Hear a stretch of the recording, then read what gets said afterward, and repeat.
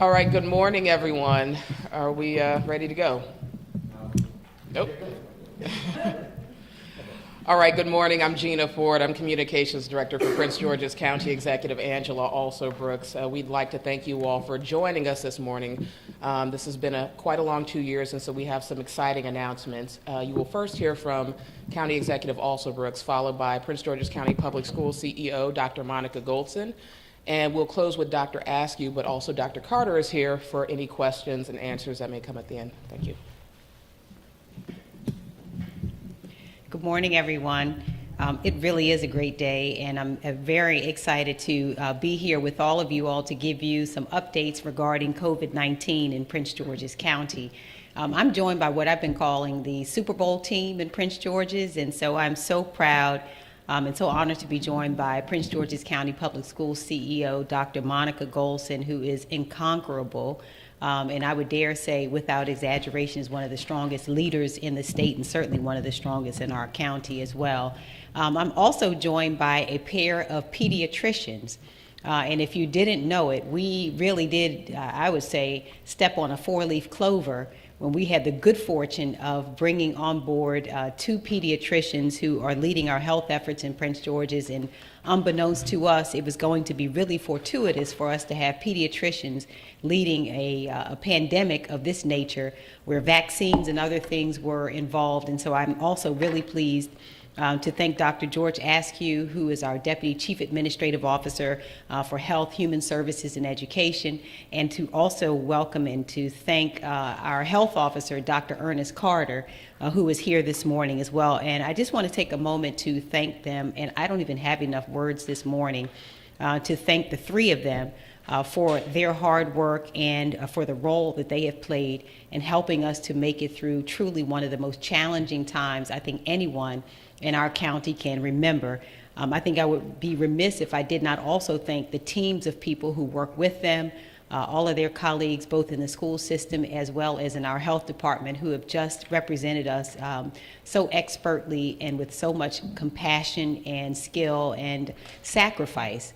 And so I certainly want to also give a very, very special thank you to our health department employees as well as all of our school system employees as well. We have made significant progress also because of one other member of our team, and it's as a body, that would be the residents of Prince George's County, without whom we certainly could not have made it through this pandemic. And so I want to say my final thank you for Prince Georgians who have worked with us, who have listened to us, who have made every sacrifice imaginable, even in the darkest days. And so I want to thank them because together we have really made quite a difference, and we are making it together through this pandemic. I think we all remember the earliest days of this pandemic. We stood right in this room with so much uncertainty and some fear as well. And we knew at the time that COVID-19 arrived in our community that we would be disproportionately impacted. And that was because of many of the comorbidities that existed in Prince George's County. It's because of the historic lack of access to health food, the historic lack of access to health care. And so we were impacted disproportionately, I would say, not only in the state, but our impact and the high rate of infection disproportionately infected us in the region, made us stand out. Now, we could have chosen in the very darkest days, our residents could have said, I'm going to look out for myself only and my family and go my own way. But we know that Prince Georgians are made different than that. And so together, we have made sure that we've done everything, practiced social distancing. Prince Georgians wore masks without complaining. In fact, many of them called me to make sure we continue to wear the mask. They protected themselves, they protected each other, they stayed away from family gatherings and really did sacrifice the opportunity to celebrate some milestones that would have ordinarily been celebrated together. They made that sacrifice. And as a result of it, we've gotten through the worst, we believe, of this pandemic, and consistently we've maintained over the last several months, and I think this is so important, one of the lowest transmission rates in the state exist right here in Prince George's. Now, during the holidays, we saw Omicron surge. And this came at a time where our residents were exhausted by the pandemic and they could have given up. Instead, they continued to follow our health guidelines, took extra caution to protect themselves. They did not complain a single moment. And they continued to take care of their families. And because of Prince Georgians, who I just couldn't thank enough, thank you, thank you, thank you, Prince Georgians, we now have the lowest transmission rate in the state of Maryland. And as of this morning, our transmission rate is 44.98 cases weekly per 100,000 residents, which places us at the CDC's moderate category for transmission. And in fact, what I think is most significant about where we are, again, given the fact that we started at the highest transmission rate, not only in the state, but one of the highest in the region, our numbers tell us that we are the only jurisdiction in the state of Maryland that is presently in the moderate category. And so we are the only county that has been able to achieve that. Just 2 weeks ago, the county's percentage of positive rate test was at 5.16%, and our positivity rate now is at 2.29%. And I'm sure, and Dr. Carter and Dr. Askew can correct me, I'm sure this is one of the lowest rates we've seen even since the beginning of the pandemic, which drops us below 3% for the first time this year. And so Dr. Askew, I know, can talk about our hospital capacity, and Dr. Carter more later. But we've also seen our hospitalized COVID-19 cases drop 36% in the last week. And we have also seen a remarkable turnaround from where we were at the beginning of the pandemic, even where we were actually a few weeks ago. And so it is a credit to the expertise of the men and women in our health department, the dedication of all of our frontline workers, who I also want to thank, who made tremendous sacrifices as well, and also the resilience of our residents. We continue to see the benefits of Prince Georgians also who choose to get the COVID-19 vaccine. And according to the Centers for Disease Control, almost 92% of our residents 5 and older have at least one shot of the vaccine. We know that 72% of our total population is totally vaccinated or fully vaccinated, and over 40% of our residents who have gotten, who are fully vaccinated have likewise received the booster shot. And so if you have not yet joined the ranks of those Prince Georgians who are proud to be protected against COVID-19, there is still time. And we ask you and urge you, please, to take the soonest opportunity possible to get yourself vaccinated, and for those who have not done so yet, to go ahead and get yourselves boosted. We urge residents 5 and older to get vaccinated as soon as possible, and to please get tested if you have symptoms or have been exposed to COVID-19, regardless of your vaccination status. And I want to thank all of our residents who have chosen to get vaccinated. I know I'm well down the road of bragging, so I may as well not stop now about Prince George's County, but you should know that we likewise have one of the highest vaccination rates in the state, and so Prince Georgians have totally crushed COVID-19. From the very beginning of the pandemic, we said that we would listen to the experts. I promised you that we would make all of our decisions based on science and medicine, and we would be guided by data, and we would follow what that data said. And so accordingly, everyone's collective efforts have now caused us to be in a place where we are trending in the right direction. The latest data revealing how low our positivity and transmission rates is really good news for us. And after consulting with our health officials, these recent trends have led us to decide that we are lifting the indoor mask mandate effective Monday, February 28th. I have waited a very long time to say that it is safe for us to do this, and so I'm thrilled beyond measure. But this Monday, February 28th, we are lifting the indoor mask mandate. We are continuing to make every decision based on the safety of our residents and making sure that that is what is most important to us. And when the data required it, we put the mandate in place. And now, given our vaccination rates and the current low rates of community spread that we are seeing, our health officials have advised us that this is a safe decision for us to make. I know that this news is a welcome relief for many of our residents. It's been long. It's been a frightening 2 years for so many of us, from the early days of uncertainty and demand for COVID-19 tests to the anticipation of the vaccine. But I also know that there are many of our residents who need to move at a different pace. And and some of those residents are not yet ready to take off their masks. I've heard from many of them. And so today's announcement signals a transition into the next phase of our fight against COVID-19, but it does not mean that COVID-19 is gone from our community. The Omicron surge came just as we saw light at the end of the tunnel. We were all believing that it was moving, and we saw that Omicron came upon us with a vengeance. And we knew that even at that time, many of us who were vaccinated, fully vaccinated and boosted, myself included, who felt we were doing all the right things, still tested positive for COVID-19. And so I know and understand the concern of any resident who says at this point they are not ready to remove their masks. And so if you are still hesitant about removing your mask in public, I want you to know that we all support and respect it. Nobody will force anyone to remove a mask, and you can continue to wear your mask as long as you feel comfortable. I want to tell every resident likewise to please, ma'am, please, sir, please be respectful of all of those who are still choosing to wear a mask. And we want to continue to be the kind of neighbors and loved ones that we've been all along, and to be respectful and to continue also in the spirit of togetherness that we have seen and experienced throughout this pandemic, and so that we will respect the choices of each other regarding the mask. Our residents must keep in mind that while the county's indoor mask mandate is lifted, a mask mandate is still in place for public transportation through a CDC order. So the Centers for Disease Control order is still in place, which requires the wearing of the mask on public transportation. And everyone is still required to wear a mask also while taking any form of transportation. That's Metro, the county bus system, or any other type of public transportation. You're still required to wear the mask. So please continue to follow those guidelines and to wear your mask under those circumstances.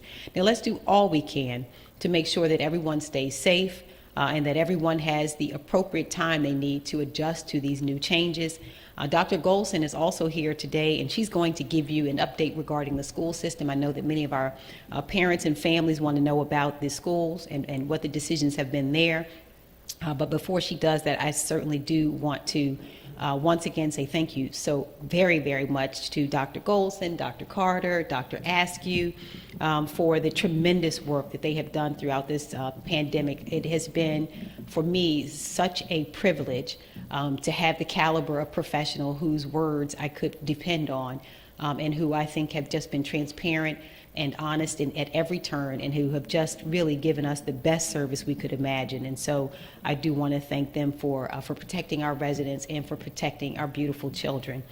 Dr. Carter and Dr. Askew have consistently been a part of our COVID-19 updates and give our counties and have given our county's pandemic response, I think, a calm and trustworthy face. Again, these two pediatricians who have helped us make significant progress over this pandemic, and we could not have come this far without their wisdom and without their dedication, as well as the dedication of their teams. And so I want to take a moment to thank Dr. Askew, and to also say that very sadly for all of us today, today's briefing is the final one that Dr. Askew will attend in his current role, as Dr. Askew has now accepted the role of President and CEO, Chief Executive Officer of the Meyer Foundation. And so we could not be any more proud of Dr. Askew, and boy, we have been lucky to have him on our team. We know that he will continue to serve all of us well through his work at the Meyer Foundation, and we look forward to continuing to work with him to elevate the causes of Prince Georgians as well as all humans. And so we just thank you, Dr. Askew, and look forward to continuing to work with you. We've been really fortunate to have his leadership as DCAO of Health, Human Services, and Education. And his optimism, I have to tell you, has inspired this team at times when the rest of us didn't know kind of what was next. We could always count on Dr. Askew, and even though this is his last day, I want you to know that I have received steadily text messages all day and all night about the pandemic, including my updates that I received first thing this morning, probably 5 or 6 a.m. But that's the kind of commitment that we have seen, and we will miss it. Government can sometimes feel impersonal, but I hope that all of you out there also have felt Dr. Askew's compassion. I think it has come through in everything that he has done. He's put his whole self into this. And I just also want to say, before I move on to Dr. Golson, that I think many in the public don't get to see the many, many personal sacrifices that are made by the men and women who are in public service. And I can tell you, Dr. Askew in his case, Dr. Carter, and I know also Dr. Golson, but in Dr. Askew's case, even at times when he was having his own medical challenges, traveled to have medical procedures done, he never missed a beat. Hospitalized or no, he never missed a beat. And so I want to thank him and thank Dr. Carter also for the many, many personal sacrifices they have made. They never let us down. And on behalf of Prince Georgians, we thank you so much. And so I'm going to turn it over to Dr. Golson, but again, want to end this by thanking Prince Georgians, again, for your patience, your understanding, your cooperation, and more than anything, I want to thank you for your love. I think that love drove all of our responses during this pandemic. And again, we know COVID-19 is still out there. We're going to continue to be vigilant and to be wise in all that we do. But I want to thank you for your love and for your sacrifices. And at this time, I'll turn it over to Dr. Golson.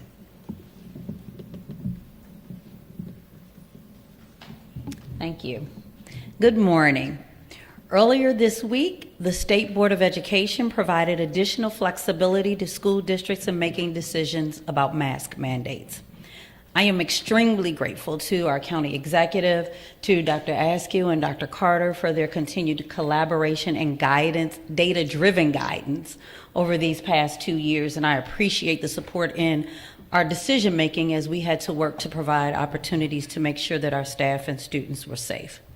We have implemented every tool available to the school system in an effort to mitigate the spread of COVID-19, including enhanced cleaning and sanitation protocols, free vaccination clinics in our schools, free weekly testing for unvaccinated employees, and random testing for our students in our schools. We provided free KN95 masks and take-home COVID test kits. In December, we returned to virtual learning through mid-January to stop the surge of the Omicron variant, a decision that has paid off for students, employees, and families. This is the final week of our take-home testing program. So I am pleased to report that the number of positive cases among students has consistently declined each week from 888 the first week to 246 this week. We have done our best to exercise due diligence at every turn, especially for our youngest learners, who were most recently provided an opportunity to receive the COVID-19 vaccination. For now, masks will continue to be required inside our schools and our office buildings. Students may remove masks outdoors while at recess and participating in spring sports. According to the Maryland State Department of Education's previous guidance, we have the opportunity to remove the mask mandate once the county population reaches 80% vaccination. We have time to work through what this change will mean for all members of the Prince George's County Public School community, including those with medical conditions, in addition to making sure we modify our testing and quarantine policy and day-to-day operations in collaboration with our local health department. It's important that all parents and employees can make the right decision for their children and their families. At whatever point that mandate is lifted, please note that masking would be optional, not required or prohibited, allowing families to make the choice and timing. My commitment to the health and well-being of the Prince George's County Public School community is strong. We will follow the recommendations of our healthcare professionals, and while continuing to use our mitigation strategies and evaluating how to implement changes to our current mask policy. I want to thank our parents, students, families, and employees for being diligent and working with us every step of the way to make sure that our students and staff remain safe. We are making progress and we're turning the corner, so please continue to stay safe and be well. Thank you.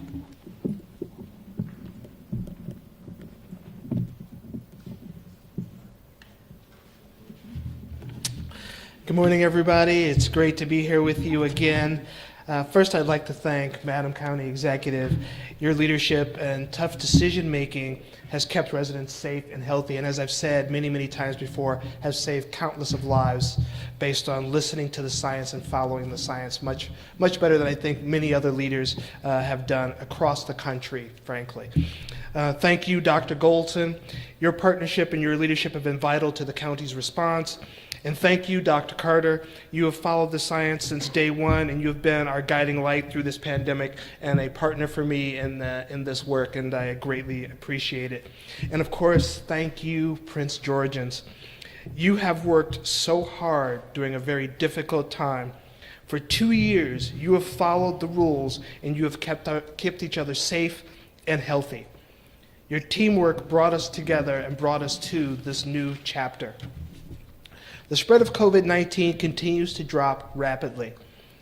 As the county executive mentioned, our positivity rate is now just over 2%. Our weekly case rate is down significantly. As of in late January, the county had 731 new cases a week per 100,000 residents. As of yesterday, we were down to 44 new cases per 100,000 residents, which again, the CDC considers moderate levels of transition or moderate levels of spread, the only county in the region to have that level. Hospitalizations have also seen a sharp decline. A month ago, the number of people in county hospitals with COVID was 241. As of yesterday, there were 40 folks in the hospital with COVID-19, with 11 of those patients in the intensive care unit. Again, down to 11 in the intensive care unit and only 40 patients with COVID-19. Patients with COVID-19 make up now just 4% of the county's overall hospital capacity. The ability of our hospitals to give timely and quality care to patients remains in terrific shape. The healthcare heroes, and they truly are heroes, at our hospitals have been outstanding. They have saved lives every day in the pandemic and continue to do so. They built up their capacity to historic levels and maintained their physical and emotional strength to care for those who needed it most and needed it right away. We cannot thank them enough. The positive trends in all of our key metrics give us the confidence to lift the mask mandate. We have the tools to keep each other safe and healthy. Testing and very effective vaccines are readily available. And while we can safely remove our masks at this time, as the county executive has mentioned, wearing a mask indoors is still okay and won't be frowned upon. In fact, we encourage residents and businesses to do what makes them feel safest. We support Dr. Goldson and the Prince George's County Public School System in the decision to take a more gradual approach to phasing out masks in our public schools.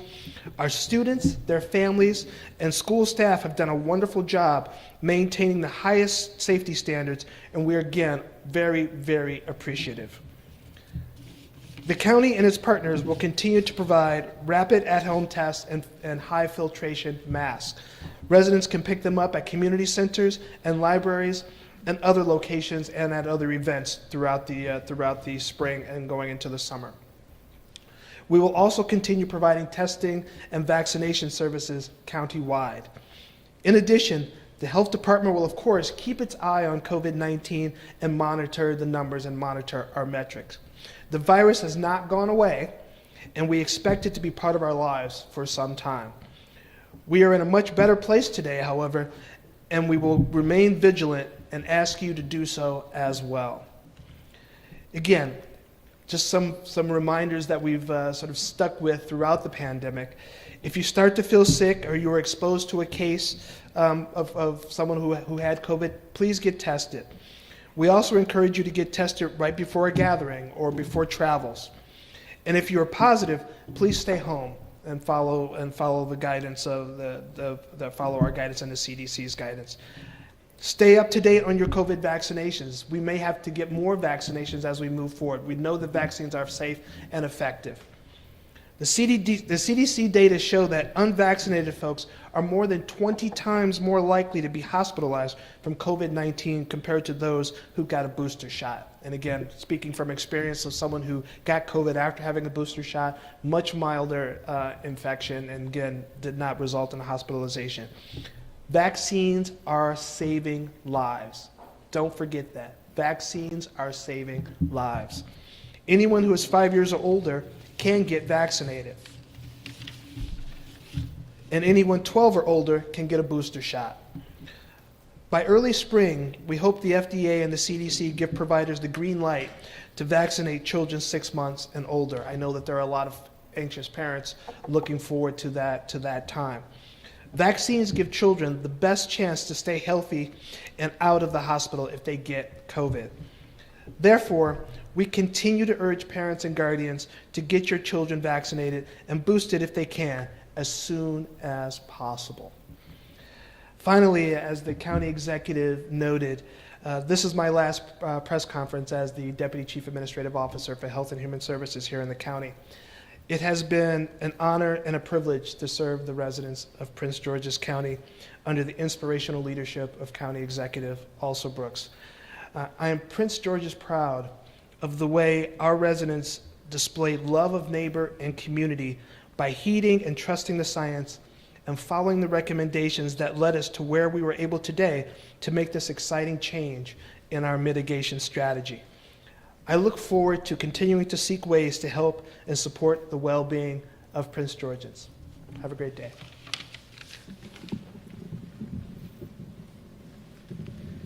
Thank you, Dr. Askew. And with that, we will take any questions. Tracy. A question for Dr. Golson. We've seen a large number of parents who have been speaking out across the state about lifting masks inside of schools.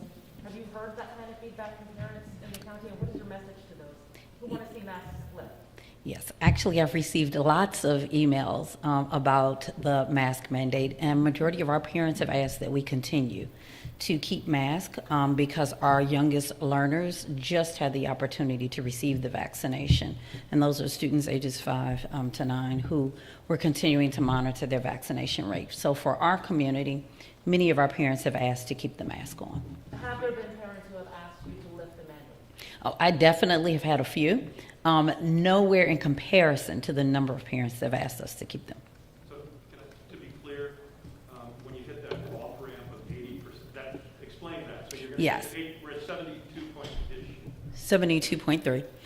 So the Maryland State Board of Education created 3 off-ramps for school districts to consider when determining whether to remove masks. The very first off-ramp was a recommendation of when the county reaches an 80% fully vaccinated rate, then school districts could begin to explore with their local health department the opportunity to remove masks. There were 3 off-ramps, as I stated earlier. That was the first one, and that was the one that we have chosen to follow. We are at 72.3% in the county, and the great thing is that our community can continue to watch those metrics. We do post them on our website, and so as we move closer to that number, we can then have conversations with our parents to prepare them for that option in the event that we hit that 80 before the conclusion of the school year. Well, can I further ask? So Tracy talked about those who wanted to lift the mask. I watched the state school board meeting the other day, and the parents were saying, oh, there's psychological harm being done to these children, socialization harm being done. Do you think the masks harm the children in school? This is what I firmly believe is that what the masks have allowed us to do is to make sure that we removed any obstacles that could harm them and keep them from being in school. We learned that having masks and having vaccinations helped us to mitigate all of the variants that came, whether it was Delta or Omicron. Now we have a situation where our community feels comfortable wearing it, and as our county exec shared earlier, even though the mask mandate will be lifted for the county on Monday, people in our community and in our homes may still decide to keep their mask on. And when we have the opportunity to lift and hit the 80% threshold, we still will have it as an option. We find that many of our students have appreciated the opportunity to have masks on, and some of our staff members do as well. We have 90% of our teachers who are vaccinated and 86% of our employees are vaccinated, but they still find comfort in feeling that having the mask on eliminates the opportunity for a COVID spread. So you reject that argument that the masks are harmful? Yeah, I don't have any data to support now that the masks are harmful. The Maryland State Board of Education is giving districts the off-ramps no longer have to be applied. That is correct. So why choose to apply the off-ramps Yeah. if the Maryland State Board of Education is saying you don't have to? Yeah, great question. So for us, over the past 2 years, we've used data to drive our decisions. And while those 3 off-ramps all were related to data, what I know is that I have the opportunity to speak to our local health officer every Friday. We converse about what those data points are and what it looks like for our students. That recommendation, those 3 off-ramps, were actually discussed with the Maryland State Department of Health, and that's how those off-ramps were decided. We're going to continue to use metrics to guide our decision-making moving forward. It has proven to be fruitful from the first day we started and until the last. While you're there, Dr. Wilson, could you address the closing of the alternative schools and the merging? Because there were students who were very emotional and testified and talked about how they wanted those schools to be open and are concerned about losing those specific sites and the supports that were available to them. So can you address the decision and what it's going to look like next year? So if my partners don't mind, if I take this opportunity to just clarify, we actually are not closing the community-based classroom. We're actually moving the program to another location. We have 5 alternative school programs. We are now having 2 9 through 12 learning programs, non-traditional, what we would call alternative schools. They're now alternative programs for 9 through 12. And we will now also expand seats for grades 6 through 8. So all the offerings that we provided at the community-based classroom will be offered in 2 locations instead of 1. It is unfortunate that information was shared that was inaccurate, but I did have an opportunity at last night's Board of Education meeting to clarify, respond to, and answer any concerns that our board members have around the consolidation and move of that alternative program. And that recommendation did move forward. That will be now presented to the County Council for full vote and approval. And we will then come back for a final adoption of our budget in June. Thank you for the opportunity. Can you please talk about virtual learning and whether that was brought back as an option for parents? There are some parents who are concerned. So we have actually a virtual learning program for grades 6 through for our secondary students. It was an application-based program. You have to have a 2.5 and limited number of student absences for our secondary program. For our elementary virtual program, we only implemented that program because our elementary age students did not have access to the vaccination. So prior to us offering that, I made it very clear that we would offer that option until the vaccination was available. We are grateful that that vaccination became available for that age group in November, and shared with families early on that we would conclude if the vaccination was available at the end of first semester, which was the end of January. Yep. Yeah, question for Madam County Executive, real quick, please. Thank you. Thank you. I've gotten a few texts already from a few folks who are doing backflips about the announcement.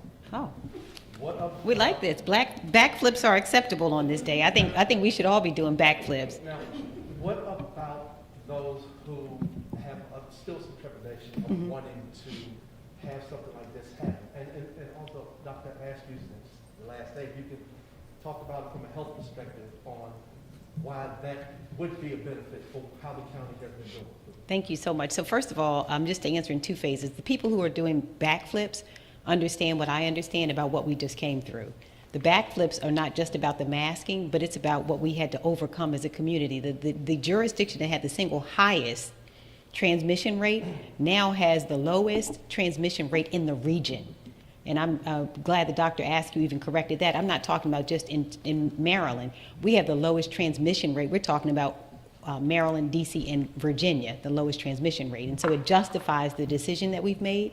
But having said that, I totally understand the concerns and trepidation of any resident who says, I am not yet ready.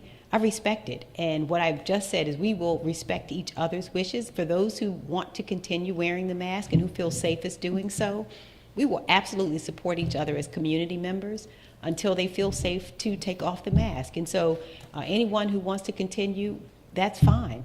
It's totally fine to continue wearing the mask. And we're not pretending that COVID-19 does not exist anymore. As I just mentioned, even for those of us, including me, who got the vaccination and the booster shot and did everything we could to adhere to the guidance, still became positive. So that's possible.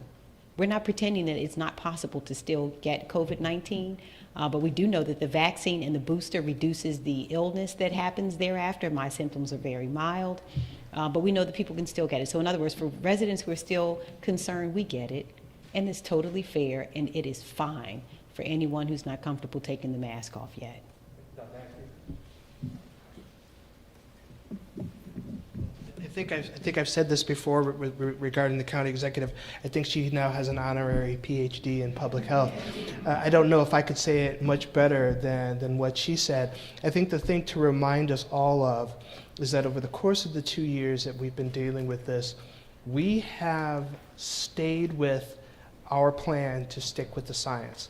We stuck with the numbers, we watched the metrics, and we made our decisions based on that. And that has led us to the point where we are doing extraordinarily well, not only in the region, not only in the state, but in the country in comparison to other places that are dealing with COVID.